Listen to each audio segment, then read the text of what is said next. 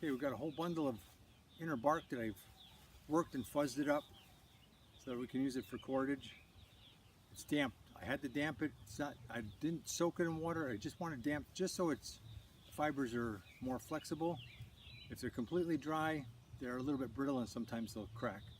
Once it's made into cordage, it's fine. But when it's thicker pieces still, it will, like this is still a thicker part. I didn't get that separated. This will be a problem and it will crack when you try folding it.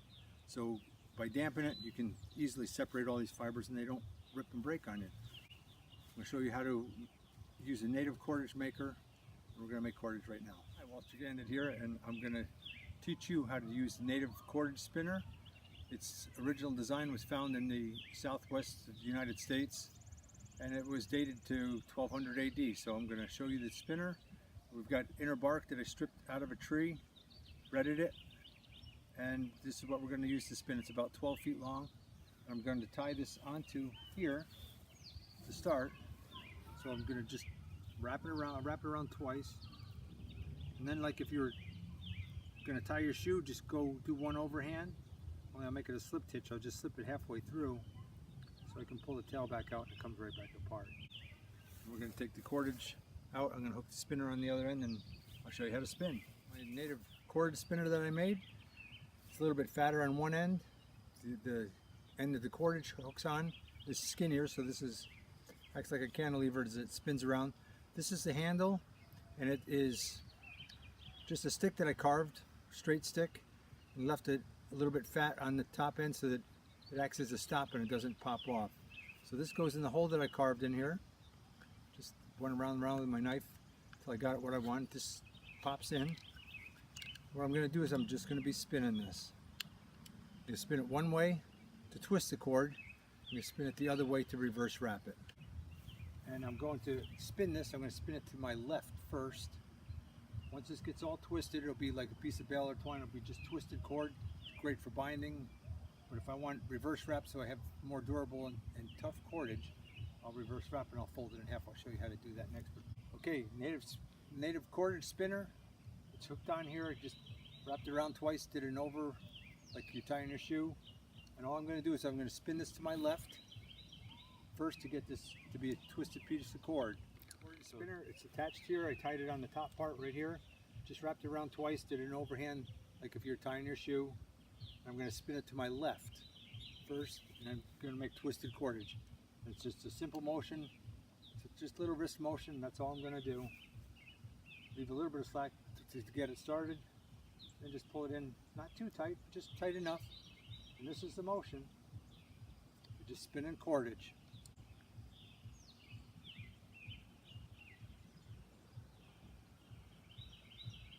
Now I'll test it and see if it's spun enough. If it is, it will start to kink.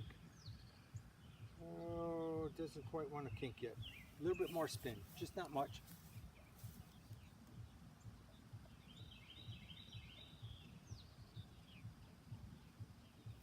That should be it. Yep, there you go. See, now it's spinning onto itself. That's exactly what I want. So the next thing I'm going to do is I'm going to untie this end. I'm going to hook it in the middle and spin it so that it's going to be half the length, probably reverse wrapped. Now when I spin it the next time, because I spun it to the left this time, this spin will lock it on to the other way because I'm going to spin it the other direction. Next time I'm going to spin it to my right. So it goes left first, right second. It goes left first, and then I come back and I do the right the next time. So that's the next step. I'm going to take this. I got to be careful because it will kink up, and then I'll have a big mess to take care of. But if I keep this wrapped around me, it doesn't get kinked. Now I'm going to tie it off. Okay, what I did next was I folded this in half. I untied it right here, tied it onto the post, being careful that I didn't let this kink onto itself. And what I have to do is I have to adjust both cords so that they're the same tension.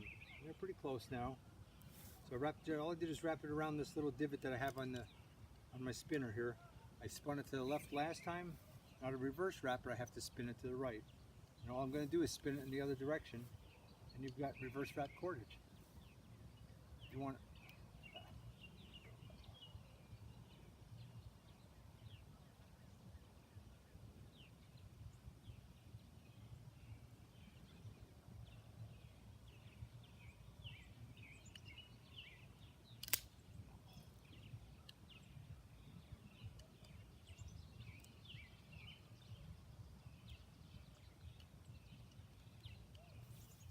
Okay, what I've done is I've reverse wrapped the cordage. It's still attached here. Before I unhook it from the stick, I have to pull on this and set the twist on it. And once it's set, it'll stay. And it's nice. This is strong cordage. I'm not going to break this cordage. This is nice and strong. What I'm going to do next is I'm going to take scissors and I'm going to trim off all these little nips that are hanging out, and it'll be a nice piece of cordage. And this is how you spin cordage. Thanks for watching.